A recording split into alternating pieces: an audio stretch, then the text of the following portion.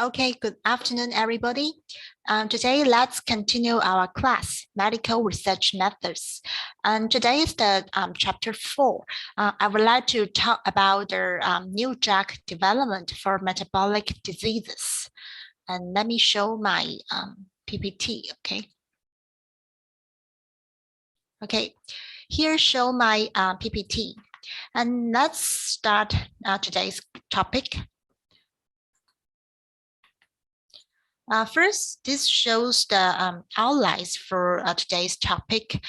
Because metabolic diseases is a very big topic, it's difficult to introduce within 1.5 hours.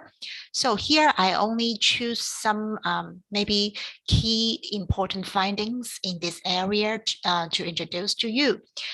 First, I would like to introduce a little bit about the carbohydrate metabolism, because carbohydrate is an important component in our body, and it works very effective for the supply of energy in our body. And also, if the carbohydrate, the blood sugar level is out of control, and then it can cause severe metabolic diseases, which is known as diabetes. So first, I will talk about the carbohydrate.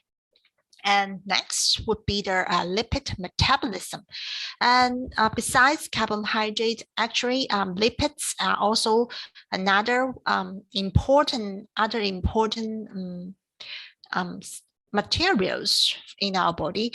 And since nowadays people eat very well, so they may get too much fat in their body and also cause a lot of disease, such as the cardiovascular diseases and other complications. So the second part I would like to introduce about the lipid metabolism.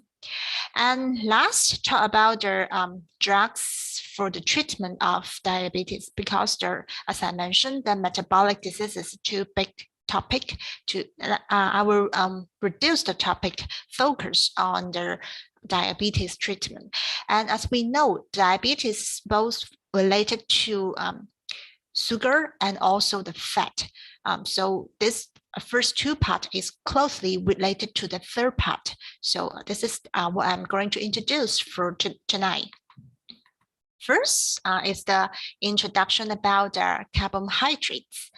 So the name of carbohydrates means a hydrate of carbon. They are the stuff of life. That's because even almost all the living organisms needs carbohydrate for survival. So they are core the stuff of life for most organisms, and they are most abundant class of biomolecules in nature based on mass, excluding water. It is the most abundant class of biomolecules in nature. And carbohydrates are also known as the saccharides. So the name saccharides in Greek means sugar or sweetness. So it means that it tastes very good. It's sweet, okay? And carbohydrate bluntly defined as the polyhydric aldehydes, which means they has the group, this aldehyde groups inside the molecular structure, or it is the polyhydric ketones, as is labeled in yellow. They have the ketone groups inside the structure. So most of you can see almost all the carbohydrates conclude as polyhydric aldehydes or polyhydric ketones. But if other compounds which can produce these derivatives containing these polyhydrate aldehydes or polyhydrate ketones, while hydrolysis, those compounds, we also call them carbohydrates. And here shows the general formula for this carbohydrate, CN and water number N, which means N refers to the number of carbon atoms and numbers of the water molecules. And here shows the two representative carbohydrates. One is the glucose, another one is the fructose. And this PPT shows the classification of carbohydrates. As you can see, carbohydrates can be divided into 4 different types. The first one is the monosaccharides. So the monosaccharides contain only one polyhydrosyl aldehyde or only one polyhydrosyl ketone unit. As you can see, only one polyhydrosyl aldehyde and or ketone group.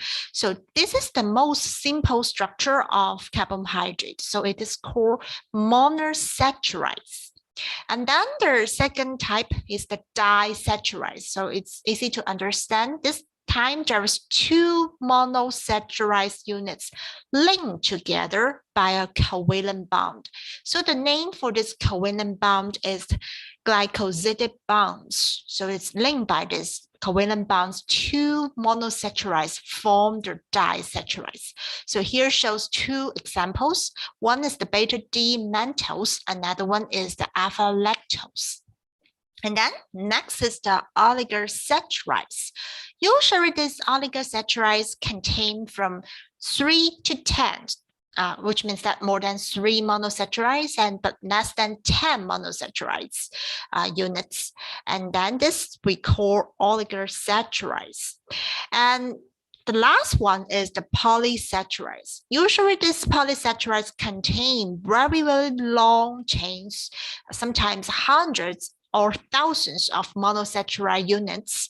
So it can be a very complicated structure. Here shows one example. This is the structure of the starch. As you can see, has so many monosaccharide units inside the structure. And not only the straight structure, they have the branches for the structure. So this is the polysaccharides.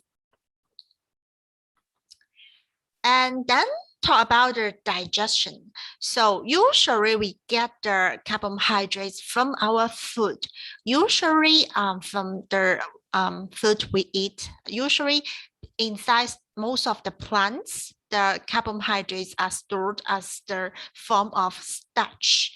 For example, the rice, the wheat, all contain this starch. When we eat those foods, and then the first step for digestion is happened in our mouth.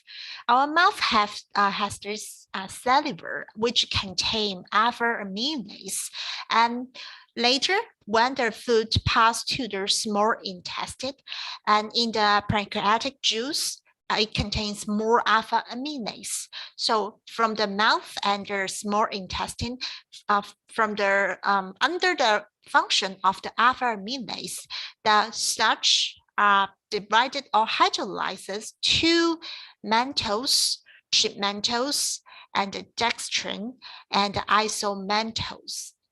Then they are divided into smaller structure.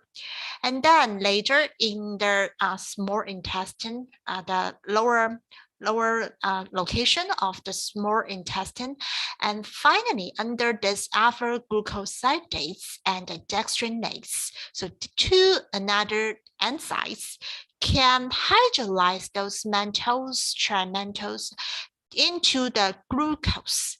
So you need to pay attention that the polysaccharides cannot be absorbed by our small intestine directly.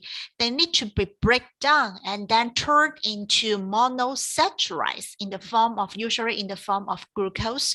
And then this glucose can be absorbed by the brush border of small intestine mucous cells. Then this one is absorbed in our body. So this is the digestion and the absorption of carbohydrates. And this slide shows different functions of this carbohydrates. We will introduce one by one. First one, the function is detoxification. Maybe some of the students will wonder why carbohydrates has the function of detoxification. Right, we eat sugar, then we can detox it, some of the toxic things. That's because the scientists find that the carbohydrates plays some of the role in the liver protection. And as we have learned, liver is the major organ for the body to perform the detoxification effect. So when we eat some of the sugar, due to they protect the liver, so it can also exhibit some of the function of detoxification. So this is the first function of the carbohydrates. And also carbohydrates is the storage form of energy. As we know, in our body, energy is supplied by the ATP, right? However, the half-life of ATP is quite short. So it needs to be stored in other function to maintain the utilization of energy in our body. And this carbohydrates could be their storage form of energy, but not the only form. It's one of the storage form of energy. So in plants, the carbohydrates are stored in the form of starch. And in animals, usually the carbohydrate is stored in the form of glycogen, which is stored in the liver. So this the second function. They can be storage of the energy. And then next function is the structure component. Here shows one figure to help you to understand the structural component function of carbohydrates. As you can see, this blue one is the cell membrane. And inside or outside the cell membrane, you can see a little red dots here, which are labeled in this red rectangle. This is carbohydrate. As you can see, some of them bury through this cell membrane, some link to the cell membrane protein so that they extend to the extracellular matrix. So this carbohydrates can function as the receptor for some of other ligands. So they can mediate cell interaction for the cell's response to their environment. So carbohydrates is an important structural component in the cell membrane and also plays important roles for cell interaction or cell signaling function. So this is the third and the fourth function of carbohydrate. And next, the function is the constituent of nucleotide. I think if you have learned biochemistry, you know what is nucleotide. This shows two different types of nucleotides. One is the nucleotides, another one is the oxynucleotide. So they are the material for the synthesis of DNA and RNA, right? And this structure of this nucleotides, as you can see here, may be clear in this rectangle, circles the pentose structure, which is one kind of the carbohydrates. So the carbohydrate in the form of pentose is the major part of the nucleotide. So it is an important constituent of nucleotide. And last, the function of the carbohydrates. This one may be everybody familiar with that. It is the energy for our body, especially for the brain. Our brain can only use glucose for energy supply. They cannot use fat directly. So once we had a very low level of sugar, it's very dangerous for people. It can cause coma sometimes and brain death. So glucose is a very important energy supplied in our body, especially for our brain. So this is the function of carbohydrates. And this slide shows the carbohydrate metabolism. I believe that if you have learned biochemistry, you know all these pathways very well, right? And first, let's review for that. This lower part, the digestion of carbohydrates. First, we eat the starch, as I mentioned before, and then it brings into or hydrolyzes into the monosaccharides into the form of glucose, and then absorbed in the small intestine, the mucosal cells. And then the glucose now in this in a small intestine and then change or travel or deliver into our blood. So this time is the glucose in our blood, the blood level of glucose. And besides starch, if we eat a lot of fat, for example, the lactic acid, the glycerol, and some of the protein, which we call the glucogenic amino acids. So this glucogenic amino acids and some of these fats can undergo one pathway, which is called gluconeogenesis, to turn into glucose. So then I think this pathway is very important to maintain the health of our body. As I mentioned, our brain, some of the organs can only use glucose for energy supply.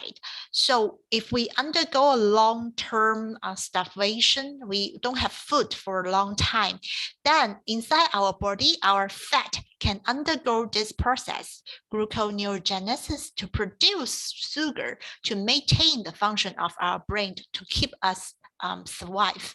That's the reason if you undergo some harsh condition, maybe the fat guy can live longer than the thin guy. That's because they have the fat storage in their body to help them to survive. So this is two incomes for the glucose. Eat the starch or eat the fat or proteins, and then they can change to glucose. And now inside our blood, we have free fructose traveling throughout our body. So what's the outcome for the sugars in our blood? And first, to the left, we can see it can undergo the pentose phosphate pathway.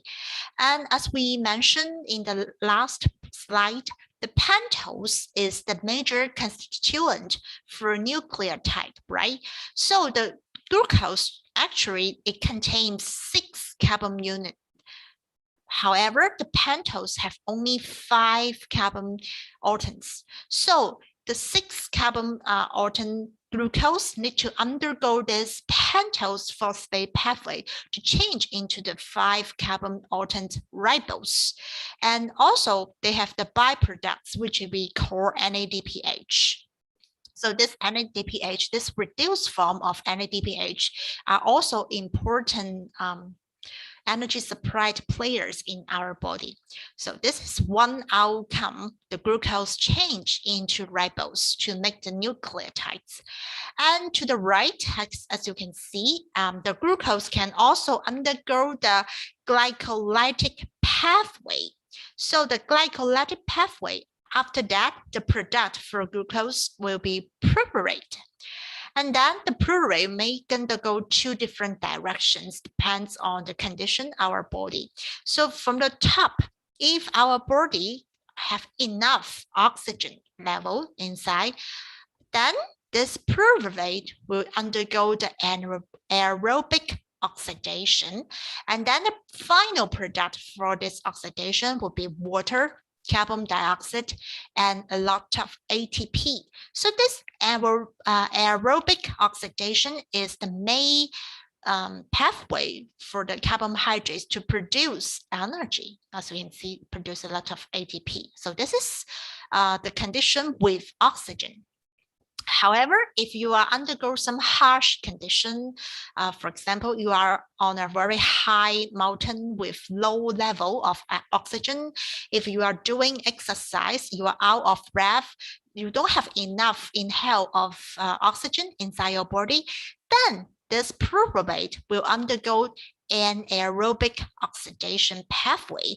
And this time, the final product will be lactic acid. It helps to supply a little bit of energy, but not as much as those undergo the aerobic oxidation. So for these 2 pathways, glucose undergo glycolytic pathway to produce pyruvate. And then with or without oxygen, it can produce a few energy. This is another outcome for the glucose. And that if we still have extra glucose, for example, already make enough ribose, already supply enough energy, and we still have plenty of sugar or glucose inside our blood. And what will our body do?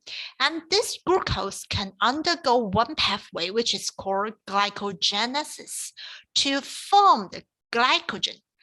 If you remember the last slide, the glycogen is the storage form of energy in animal, usually stored in liver, right? So if we still have extra glucose in our blood, and then we can store them inside our liver in the form of glycogen. And this glycogen can change back to the glucose if we undergo some prolonged exercise, we don't have time to eat our meal, and then the level of glucose in the blood will reduce.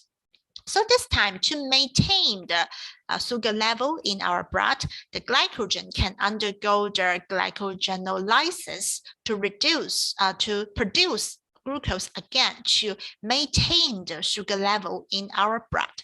So as you can see, there's a lot of income and outcomes of the glucose inside our body, and our body have a very complicated system to maintain the level of glucose, not make it too low, not make it too high, so have a balance for the level of glucose inside our blood.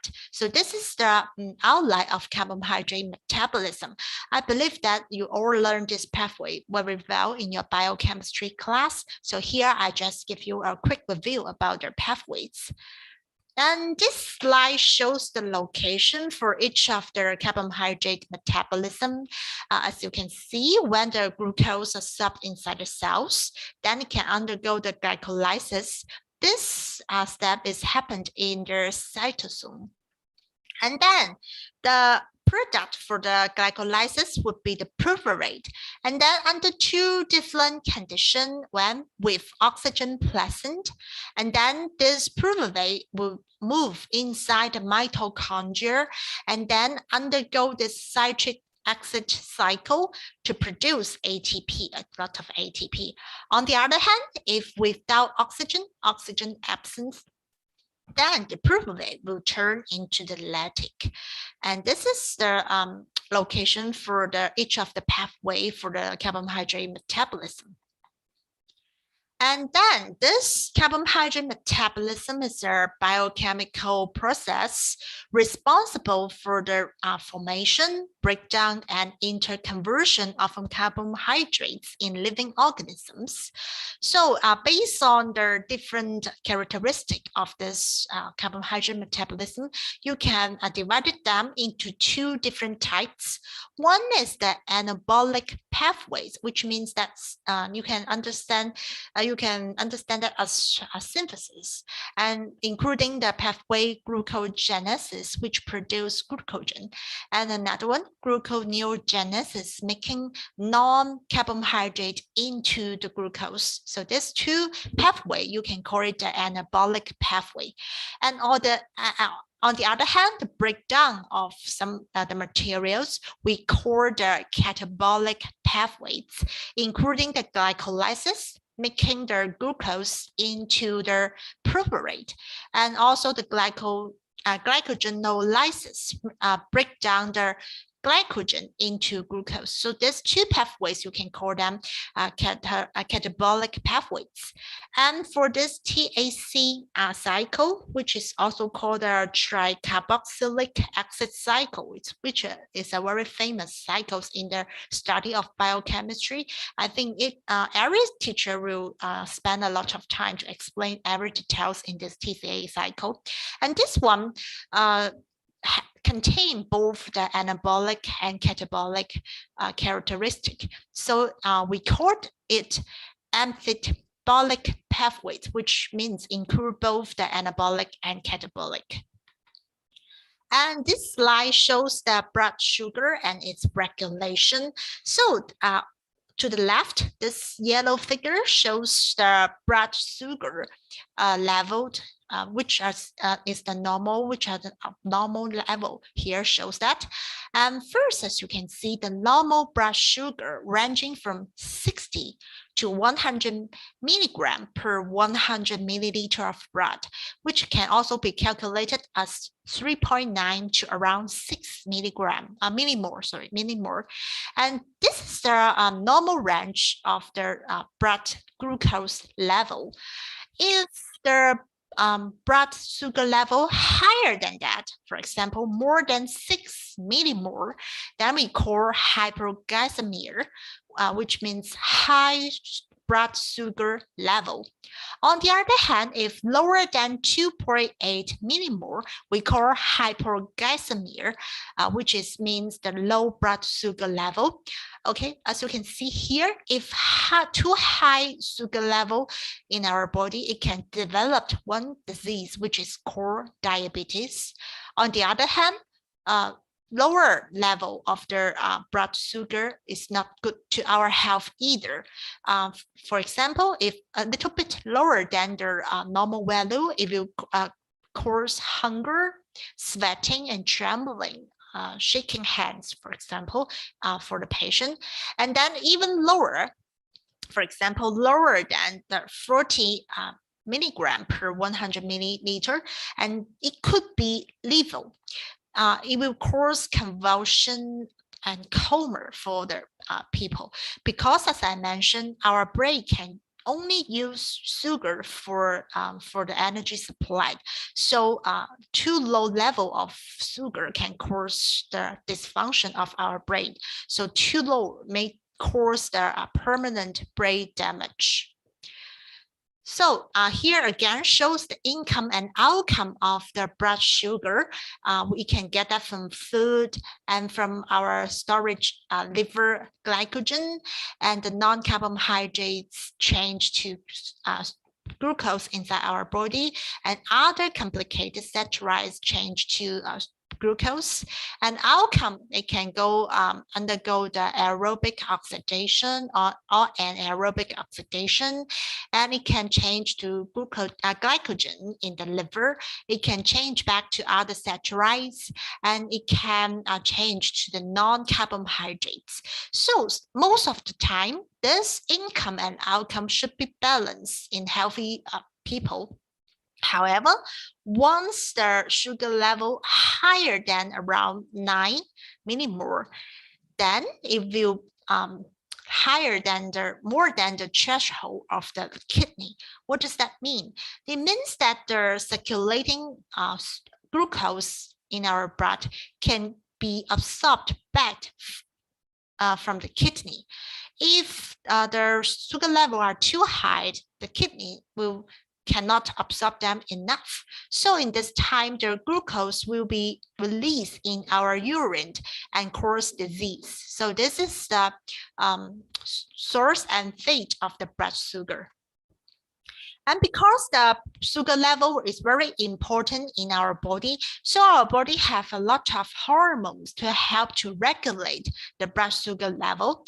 As you can see, the upper part, the glucagon and the glucagon and epinephrine and the glucocorticoid. So those hormones are increasing the sugar level or the glucose level in our body. On the other hand, there's only one specific hormone, which is called insulin, to do the opposite. It is only the only hormone to reduce the sugar level in our blood, so insulin and other hormones. So if they get this function, and they can also cause diseases in our body. Okay, that's all about the carbohydrate metabolism. And next, move to the lipid metabolism. That's another energy resources in our body. Then let's see this slide. As you can see, the obese problem is maybe a worldwide problem now. At the very beginning, only the obese people find in the Western country, for example, in UK, in America, and this obese people are very common in those Western countries in the past maybe 50 years. But now with the society development, even in China, a lot of people has this obese problem.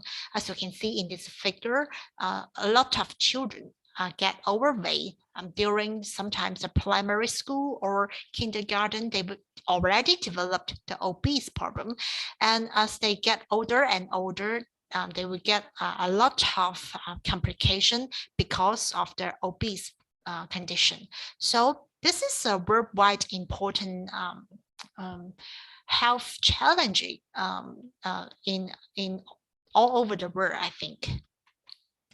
And then let's know more about the lipids. So it's a big problem. It's a big healthy problem. And what's them? We need to understand what well before we can fix them, right? So here shows the general introduction of the lipids. So what are lipids? The lipids also core esters of glycerol and fatty acid. As you can see, they are the ester of glycerol. The left part is the chemical structure for glycerol. The right part is the fatty acids, right? So this is the ester of glycerol and fatty acids, which we call lipids. So they are one kind of heterogeneous group of compounds related to the fatty acids and are insoluble in water, which is hydrophobic, but that they are soluble in the solvents such as ether, chloroforms, and benzene. And lipids include fats and lipids. And where can we get the lipids? Source of lipids, including the nuts, the eggs, especially the meat and milk. We can get the lipids from widely impounded in animals. So this two slides shows the view of fats under the microscope.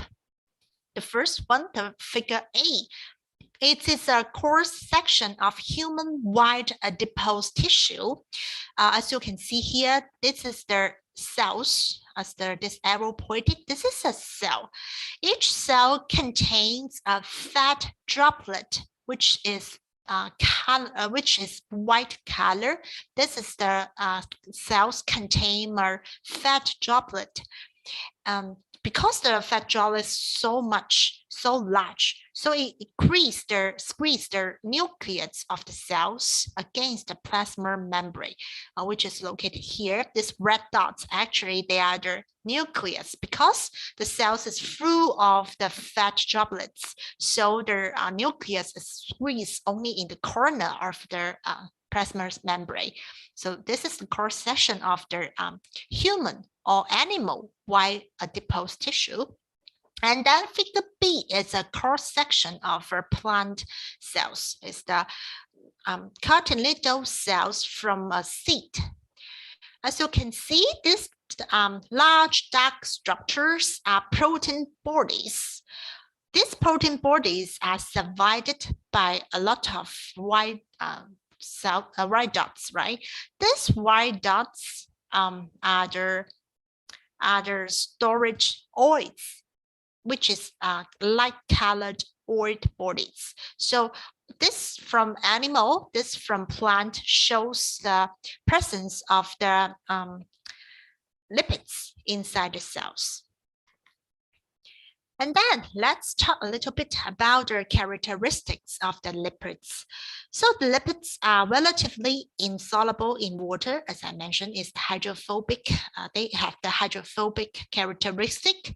And also, however, they are soluble in the non-polar solvents, like as I mentioned in the last slide, in the ester, chloroformed, methyl, and benzene. And also, lipids have high energy content and can be metabolized to release calories. In other words, this lipids is high energy contents, which means that it can supply energy. They are another kind of the energy supply formed in our body. So besides carbohydrates, these lipids can also release energy in our body. And next, they can undergo one process, which is called the hydrolytic residue. So what does that mean? That means if you cook the meat, right, and then you don't eat them, or you cannot finish eating them, then this meat, you put it in the room temperature, and then later in this meat, it will undergo the growth of the microorganisms. So these microorganisms, they can secrete the enzymes like lipases. These lipases can hydrolyze the lipids, so the fats are separated into glycerol and free fatty acids. So during this process, the taste of the meat will be changed and it gets smelly, right? Then that process we call hydrolytic residue. Okay, next. This lipids also has one characteristic, which is called geometric isomerism. That's because inside some of the lipids, they have their double bond structure. And usually in the unsaturated fatty acid, they have the double bonds. And because the presence of the double bonds causes the whole molecule with their geometric or cis-trans isomers.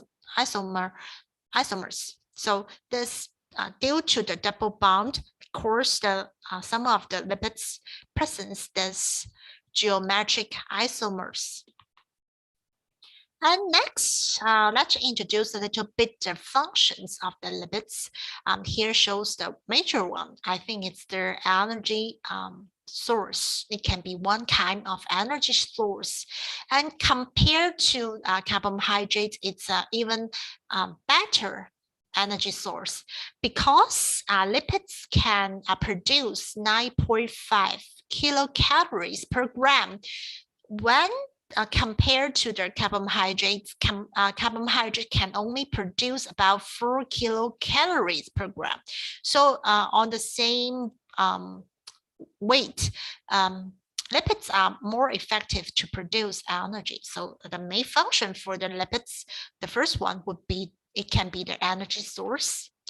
And then the lipid storage usually in the form of the triglycerides in the adipose tissue. So it presents in the adipose tissue in the form of triglycerides. So it can stored in our body. So if we undergo the starvation or some harsh condition, for example, in the extremely cold weather environment, this lipid storage can help to maintain the energy source for our body. And next is the insulation. Fats are usually stored in the subcutaneous layers, for example, under our abdomen, and they can exert insulating property. For example, they can protect us from the cold. So in the winter, usually the fat guy feel warm, the thin guy may feel colder. That's because they have their fats to protect against the cold. And also fats can protect their organs inside our body. Let's imagine that if someone fall down on the floor, then if he is fat enough, maybe the fat can keep to protect the injury of the organs inside the body because the fat is soft and it can make the injury less. So this is the function of fat as the insulation. And next is the structural role of the fats. So lipids, especially for those phospholipids and cholesterol, I think these two compounds or two materials you may look familiar to you. The phospholipids is the main component for the cell membrane. They play important role in the structure of being the lipid bilayer in the cell membrane. So for this point, nowadays, a lot of researchers think cholesterol is harmful to our body. So they suggest that we need to eat a low cholesterol diet every day so that we can avoid cardiovascular diseases. However, I think in my opinion, because the cholesterol also play important in the structure of the cell membrane. So if we eat too little cholesterols in our diet, and then it may cause the dysfunction of the cell membrane, which can cause cancer for after a long time.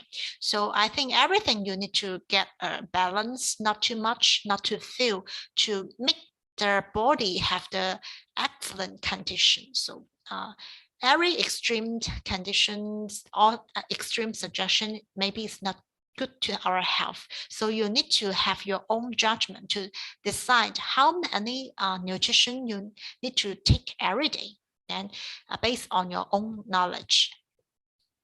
And next function for the lipids is the endocrine function. Hormones like the adrenocorticoids and the mineral corticoids and sex hormones and a lot of the vitamins, for example, vitamin D, are found to be synthesized from lipids like cholesterols. So they are the pre-product for all of the hormones and vitamins. So very low fat diet, maybe not very healthy actually.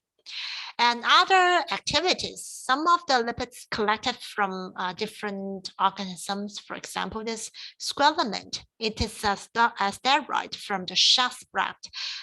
It has been found to exert antifungal and antibacterial activity. And also in my lab, if you remember in the first class, I mentioned unsaturated fatty acids can exhibit the anti-inflammatory effects to avoid the high-fat diet-induced cardiovascular diseases. So these fats or lipids may have other activities, but you need to figure out one by one to study, okay? And this slide shows the classification of the lipids. As you can see here, lipids can be divided into simple lipids, common lipid, compound lipids, and derived lipids. And in the simple lipids means it is the ester of fatty acids, and it can be further divided into fats and acids. And the compound lipids means besides the ester of fatty acids and alcohol contain other groups also. And for the derived lipids, it composed of the hydrocarbon rings and a long hydrocarbon citrate. So you can simply remember lipids can be divided into simple lipids, compound lipids, and derived lipids. Let's see some of the details lipids. The first one, simple lipids. As I mentioned, simple lipids are esters of fatty acids with various alcohols. So they contain mainly fatty acids and alcohols alone. They are further divided into two classes, namely neutral fats and waxes. First, let's see the neutral fats first.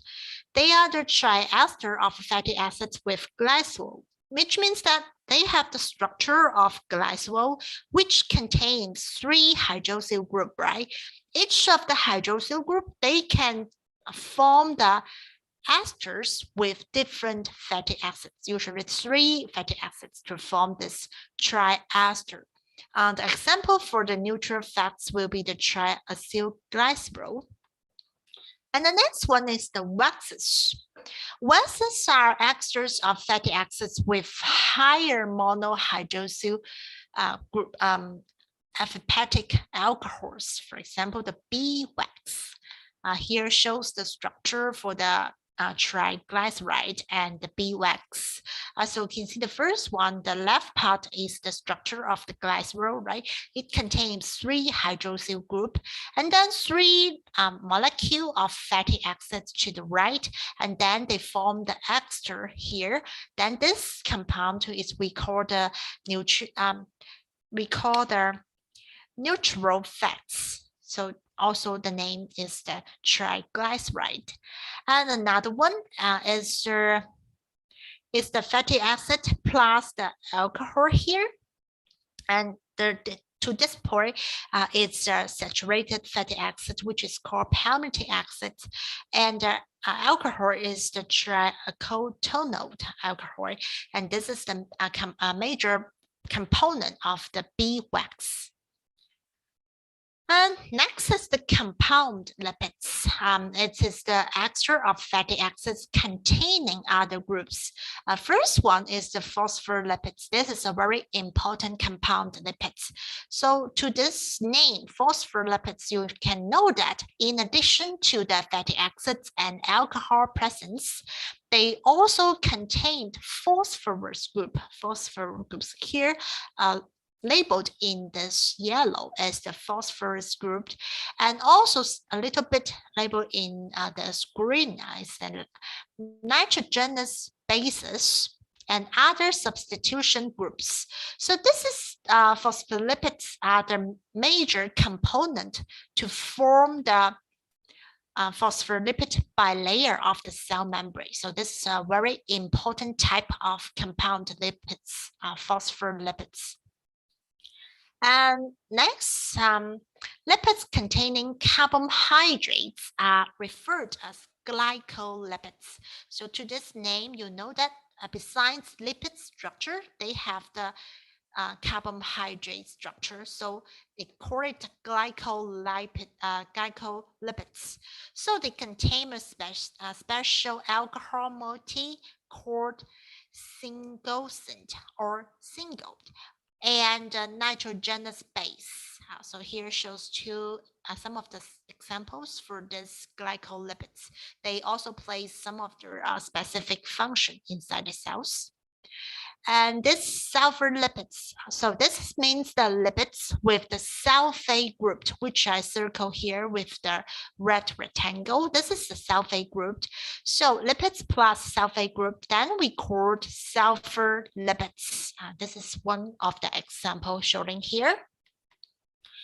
And compound lipids also have this one, lipoproteins. I think this one is also famous to most of the students, or very familiar to most of the students, the lipoproteins. So based on this name, you know that in the structure, you have the lipids and also contain the protein part. So this is kind of the lipids plus protein to form the lipoproteins.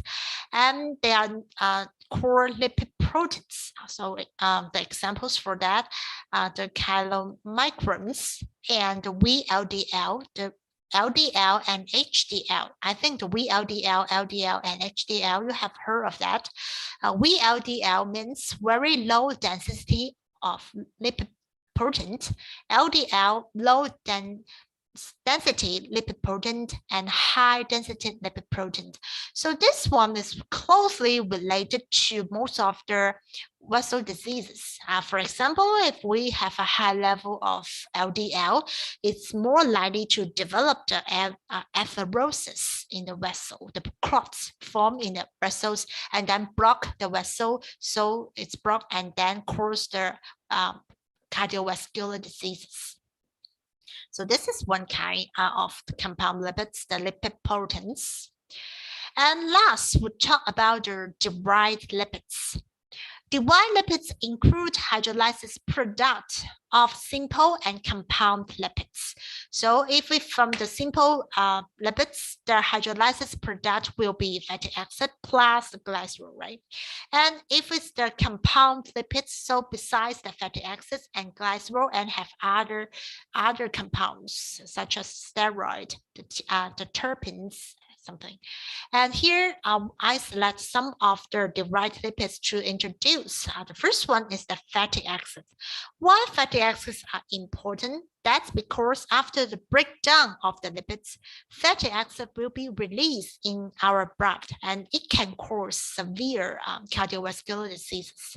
And fatty acids, where they come from? They are the hydrolyzed products of simple and complex lipids. So they are usually they are mostly monocarbonic acids. They can be saturated or unsaturated. And what does saturated mean? Saturated means there's no double bonds inside the structure. Unsaturated means they have at least one double bonds inside the structure. So there are lags where between the carbon atoms, it could ranging from 4 carbon atoms to 30 carbon atoms. For example, the one I mentioned for a few classes, the palmitic acid, the PA, contains 16 carbon atoms in the structure.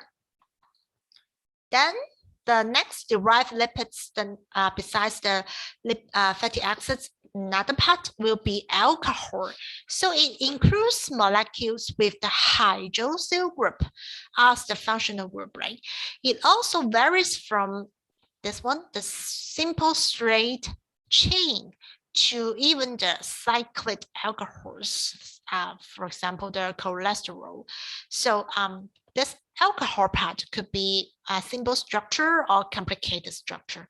This is another derived lipids which hydrolyze. They are the hydrolytic product from lipids. And next, from the complex lipids, another derived product will be steroid. So large class of organic compounds with a characteristic molecular structure look like this. We call steroids.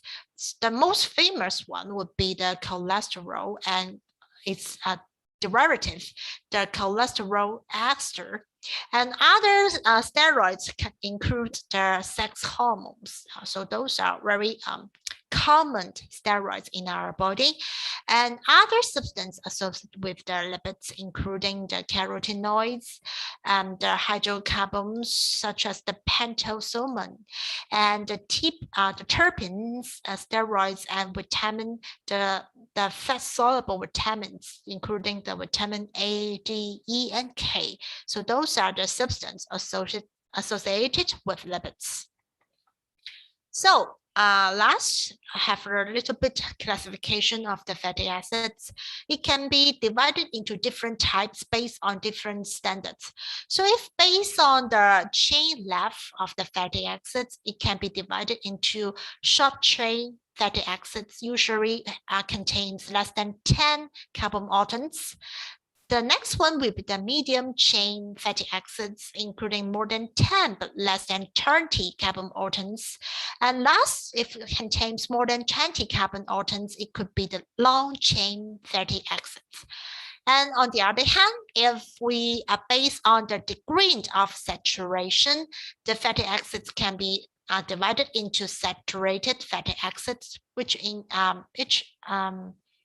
means there's no double bonds inside the structure. But if it contains one or more than one double bonds, it is called unsaturated fatty acids.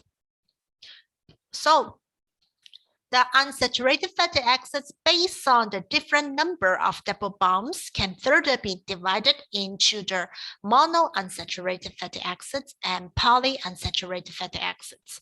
Even more, the polyunsaturated fatty acids, if have around 20 carbons, is called polyanoid fatty acids. And last, the fatty acids can also be divided based on the nutritional requirements. It can be divided into essential fatty acids. Our body needs these fatty acids to maintain health. However, we cannot synthesize them by ourselves. So we need to eat them from our diet. So those fatty acids we call essential fatty acids. On the other hand, the rest of them are non-essential fatty acids. So this is the classification of fatty acids. And look into more details about the saturated fatty acids. The fatty acids that do not have any double bonds. And saturated fatty acids are solid, usually solid at room temperature. And this shows its general formulation. They will have the they will have the carboxyl group in their structure. And They are named by adding the suffix ANOIC after the hydrocarbon. For example, the palmitic acid, which is the common name for this saturated fatty acids, if used a systemic name to call this saturated fatty acid, it will be called hexodemic cannot acid. So ending with ANOIC, then you know that it's a saturated fatty acid with no double bond inside the structure. And where can we get the saturated fatty acids? It can be found in many food, either from animals and from plants. But actually, the saturated fatty acids sometimes it's harmful to our body. So when you plan your diet, you need to reduce the amount of this food inside your schedule. Otherwise, you may eat too many saturated fatty acids, and then it will increase the risk to induce the cardiovascular diseases. Okay. Okay, next is the unsaturated fatty acid.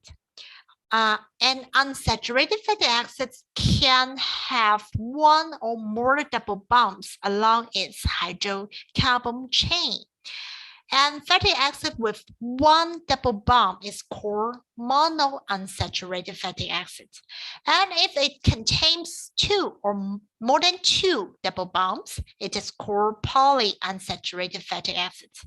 Compared to the saturated fatty acids, the name for the unsaturated fatty acid adding the suffix ENOIC. So the saturated is the ANOIC, right?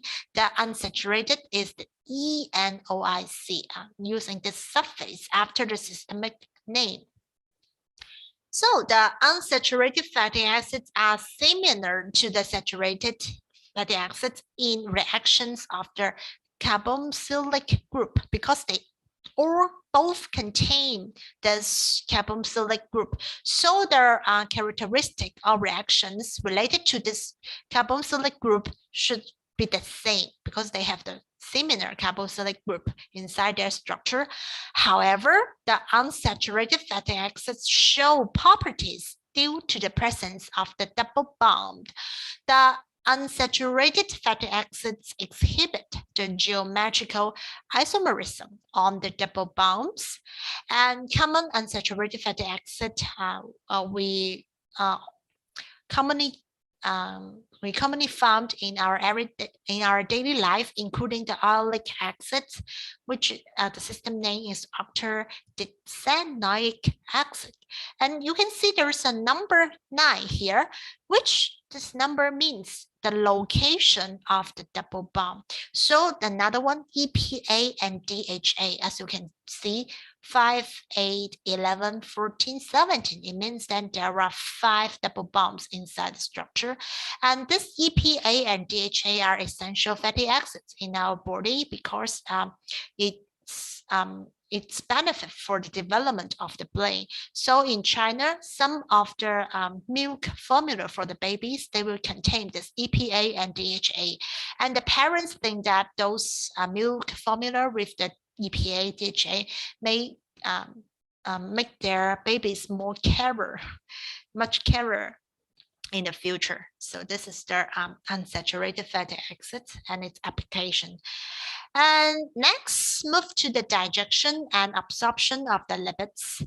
So from the diet, we eat a lot of, for example, eat a lot of nuts, eat a lot of the meat, drink milk. So this dietary insoluble large lipid drops we eat from our diet.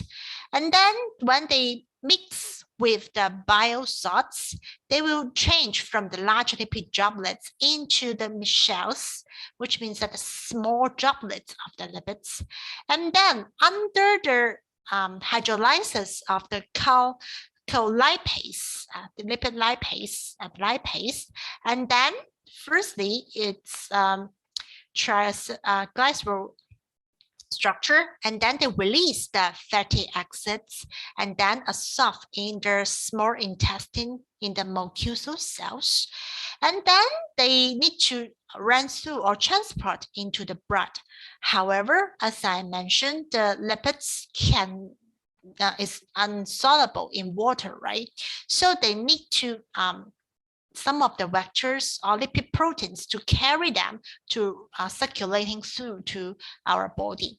And here shows two information for the digestion usually happened in the duodenum and upside of small intestine, and the absorption of lipids usually occurred in the downside of the duodenum and upside of the jejunum.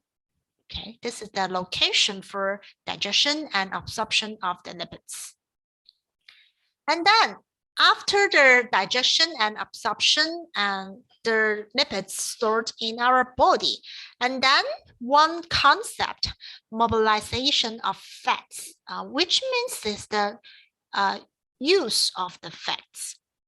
So the triacylglycerols stored in the adipose tissue firstly break down by triacylglycerol lipase to produce free fatty acids and glycerol, which are then released to bloodstream and are utilized by other tissues. And this process is called fat mobilization. So if you go to the gym, you want to lose weight, the first step is to mobilization of fats, to use the fat to produce energy, then reduce the fat stored in your adipose tissue, and then you lose weight. That's what the mentor in the gym tell you. You need to mobilize the fat before you can lose weight. So here shows the lipid metabolism, each pathways in the whole process. First, as I mentioned, the triacylglycerols need to mobilization to release the fatty acids. And the fatty acids bind if they form the phospholipids, and then it can turn into the membrane lipids. And then the fatty acids can undergo one process, which is called beta oxidation, and then it can produce this FADH2 and NADH, which can undergo the electron transfer chain to produce energy, and also they can produce the acetyl coenzyme A when they undergo the beta oxidation. And then the acetyl coenzyme A is a key component in the carbohydrate metabolism. And so this acetyl coenzyme A can undergo the TCA cycle to produce energy, or it can change to the ketone bodies as another form of energy storage form in our body. And also acetyl coenzyme A can synthesize into the cholesterols to make hormones and other steroids. And this is the hydrolysis of the triacylglycerol. Break down into fatty acid first, and then beta oxidation, and then they can undergo different pathway. And on the other hand, if we have a lot of acetyl coenzyme A in our body, for example, we eat a lot of sugar and then undergo the aerobic oxidation, they produce a lot of acetyl coenzyme A. If we don't need them to produce energy, then we have a high level of acetyl coenzyme A, and this acetyl coenzyme A can go back for fatty acid synthesis to synthesize fatty acids back, and then fatty acids can form the triacylglycerols again. So this is the lipid metabolism, the major important pathways for that. I think you already learned that in biochemistry class. Here, I just give you a quick review about the lipid metabolism. The key pathway you need to remember by heart, including the beta oxidation and the fatty acid synthesis. And the key component for linking the lipid metabolism and the carbohydrate metabolism should be the acetyl coenzyme A. Okay, Then we already finished reviewing the carbohydrate metabolism, the lipid metabolism. Let's move to another major part of this class, drugs for metabolic diseases. As I mentioned, because metabolic disease is a big topic, so in today's class, I only want to introduce diabetes. So what is diabetes? Diabetes is a condition in which the body fails to make proper use of insulin. It means that either our body cannot make enough insulin, or we can produce insulin. However, our body get resistant to the insulin. So our body are not sensitive to the insulin anymore. So our body fails to produce insulin, or they fail to properly use the insulin. Then what will happen? If you remember the previous slide I mentioned, insulin is the only hormones to down-regulate their sugar level in our body, right? So if it's dysfunction, then it will increase the glucose level in our blood and then cause diabetes.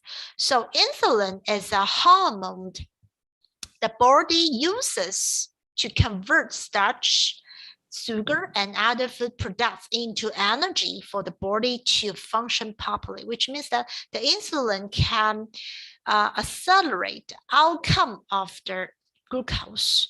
So if it dysfunction, then the outcomes reduce, and then the glucose level in our blood will increase. So there are 4 major types of diabetes in clinic, including type 1, type 2, gestational, and pre-diabetes. So first one is the type 1 diabetes. So for people with type 1 diabetes, insulin, which means that their patient cannot produce enough insulin in their body. So for those patients, insulin must be taken every day.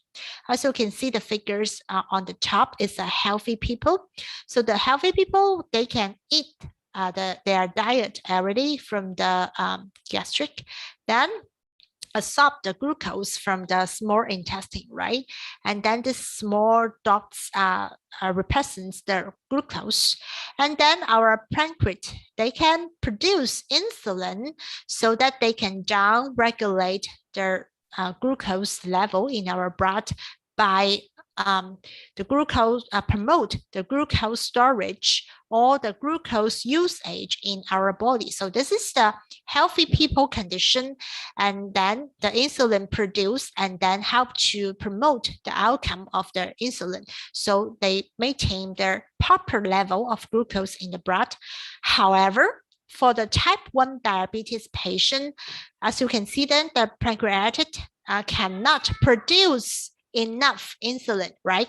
So there's less insulin. So the outcome of the glucose will reduce, and then more glucose maintained in the vessel. So it causes high level of glucose in the blood. And then a diabetic patient with this type 1 diabetes will generally need to take insulin shot every day. Sometimes by themselves, sometimes by others. And the major side effects for the insulin therapy, maybe that's first. Insulin, the half-life for the insulin is pretty short. So if they cannot administrate the insulin after milk, they will have a high level of sugar in the blood. On the other hand, if they inject too many insulin to their body, it will cause the hypoglycemia, which means the low level sugar blood, and that's sometimes dangerous to put them into coma. And for type 1 diabetes, this type of diabetes is more common in Caucasians and in people who live in colder climates. So not very common to all population. And next would be the type 2 diabetes. So this type of diabetes is more common in clinic. So type 2 diabetes can often be controlled by this type 2 diabetes, what does that mean? That means our body can produce enough insulin in our body. However, the sensitivity of the insulin in our body will be reduced. We cannot properly use the insulin in our body. Our body do not respond to the insulin very well. So although our body produce enough insulin, however, the glucose level in the type 2 diabetes patients still high. So the type 2 diabetes, usually the doctor will ask them to eat less. It decrease the income of their glucose from food, ask them to eat healthy, and then take more physical exercise, and then it can use some of their glucose in their body. So here shows a table for the clean eating plan for the weight loss. And this type 2 diabetes usually related to obese. Those people with the obese problem are more likely to develop into the type 2 diabetes. So for the very beginning, the doctor may suggest that eat less sweet food, don't eat heavy oily food, and then try to do exercise every day, at least 1 hour per day, and so on, to monitor and then control the development or the further worsen of the type 2 diabetes. And then some type 2 diabetics may also need to take insulin shots. If they are severe type 2 diabetics, still they need to take some insulin shots because our body do not respond well. So they need more insulin in their body. So they need to take insulin shots. And also more commonly, the type 2 diabetics will take pills to regulate their blood sugar levels. Obesity, as I mentioned, obese is a major factor in developing this form. So if a person has an unhealthy diet of fatty food and they not do exercise frequently, she or he may be walking a path towards the formation of type 2 diabetes. So to prevent the type 2 diabetes, you need to have a very healthy lifestyle. And the third type is the gestational diabetes. So this usually happens to the pregnant lady. The pregnant woman who become diabetic during their pregnancy have what is called gestational diabetes. This form of the disease affects about 4% of all the pregnancy women in the United States.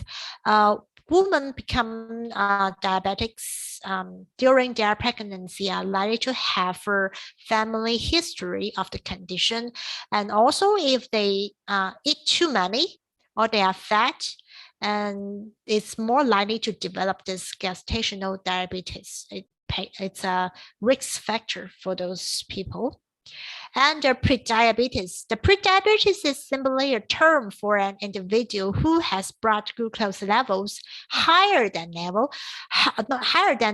However, they are not diabetic patient yet. So these people, they need to undergo the strictly control. They help them, the strictly control may help them to reduce the risk to develop the diabetes disease. So why everybody is scared about diabetes? Why? That's because diabetes is a serious disease which can lead to a lot of organ injury, including the heart, including the kidney, including the eye. It can cause stroke and loss of limbs and even death. So maybe it's not diabetes very scary, but the complication of diabetes can cause a severe health problem. So we need to take the intervention to avoid the complication of diabetes to happen. So this table shows the commonly used anti-diabetic drugs. I think the most commonly used one, especially for the treatment of type 2 diabetes, is the metformin. I think some of the students may heard of it, the metformin. And during these years, more and more new the sugar-lowering drugs come into the market. Next, I would like to introduce them. The first one, the metformin. This is the most commonly used for the treatment for type 2 diabetes. So the metformin is in a class of drugs called bigrannites. So the metformin helps to control the amount of glucose in the blood. Here shows the chemical products of the metformin. And the mechanism for the metformin is that it decreases the amount of sugar you absorb, so you reduce the income of the sugar, and then try to use more. And they increase your body's response to insulin. So once the sensitivity of insulin increase, and then it can promote the outcome of the sugar, and then in turns can reduce the sugar level in the patient. So it's a very effective medicine. So usually it is the standard medicine for the treatment of type 2 diabetes. And here shows the figures. Nowadays, we call the metformin a miracle medicine, right? Right. That's because not only reduce the glucose levels in the patient, but also metformin have been published for many other pharmacological effects. It can inhibit the neuroprotection, it can kill the cancer cells and protect the cardiovascular system, and so on. So nowadays, people think that metformin will be a very great medicine for the treatment of diabetes and also prevent the development of diabetic complications. So this is the metformin. And another one is Sglt2 inhibitor. Sglt2 is the abbreviation for the sodium glucose co-transporter 2. And this drug is its inhibitors. So we call it Sglt2 IS. That's the Sglt2 inhibitors. So they are the novel anti-diabetic drugs that can inhibit the sodium glucose co-transporter 2 at the proximal tubule of the kidney. As I mentioned before, because the kidney can reabsorb the glucose from the urine. So when this Sglt2 inhibitor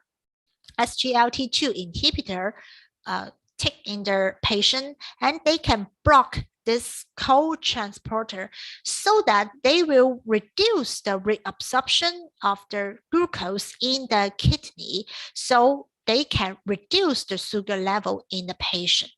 So those novel drugs, those Sglt2 inhibitor, can decrease the renal glucose reabsorption. Then they can decrease the condition of hypoglycemia, and they can also been found that they have a little bit cardiovascular protection. So it's a very good candidates in the clinic, and more doctors try to use this Sglt2 inhibitor for the treatment of diabetes. And next is the GLP-1 receptor agonist. So this GLP-1 is a peptide. So a peptide means the structure formed by a little bit amino acids. So this is a small peptide secreted during the ingestion, and its main effect is reflected on glucose metabolism by insulinotropic signals, which means that it will promote the function of insulin. So once they can bind to the GL1 receptor, once the GLP-1 binds to the GLP-1 receptors, they will promote the signal of insulin, so they will reduce the glucose levels in the blood. So this type of drug, they will use the agonist to activate the GLP-1 receptor function so that they can increase their formation of insulin. Okay. And someone may ask, why not we directly use the GLP-1 for the medicine, but use its receptor agonist? That's because this GLP-1 have a very short half-life, usually 3 to 5 minutes in the body. So it's rapidly degraded by the enzymes in our body. So for the clinic, they use the receptor agonist to maintain the half-life of this pharmacology effects. So not use GLP-1 directly, but use its receptors agonist as their therapy. And next is the DPP-4, and DPP-4 is the abbreviation of the dipeptide peptidase 4. It is an intrinsic type 2 transmembrane glycoprotein and a serine exopeptidase. That means that it's an enzyme which can hydrolyze GLP-1. As you can see here, DPP-4, it can reduce or it can hydrolyze GLP-1. So if we use the DPP-4 inhibitor to block the function of DPP-4, and then it can reduce the hydrolysis of GLP-1, right? So as I mentioned in the previous slide, the GLP-1 can promote the function of insulin. So use the DPP-4 inhibitor can feedback to increase the GLP-1, and then it can promote the function of insulin, and so that it can reduce the glucose levels in the patient. So here shows some of the DPP-4 inhibitor already used in clinic. And last, I would like to mention about that during the development of diabetes and the diabetic complication, chronic inflammation plays very important roles. For example, here this is the to the right, this is a beta cell to produce insulin, right? And then to the left is a macrophage, which is one kind of immune cells. So these immune cells can secrete a lot of inflammatory cytokines. These cytokines will affect the beta cells and cause the beta cells undergo apoptosis. And also these inflammatory cytokines can increase the insulin resistance in our body. So in summary, the chronic inflammation during the diabetes will develop the diabetic complication and making the diabetes much worse. So later, a lot of scientists target to use the anti-inflammatory agents to help to treat the diabetic complications, including to avoid the kidney fibrosis, to avoid the dysfunction of the eyes, to protect our nerve system. So here, this table shows some of the clinical use remedy for the treatment of diabetic or prevention of the diabetic complication. Here they use the standard metformin plus some of the natural compounds. Here you can see some. The first one is the resveratrol, and another one which is also studied in our lab, the curcumin, and also the sesame oil.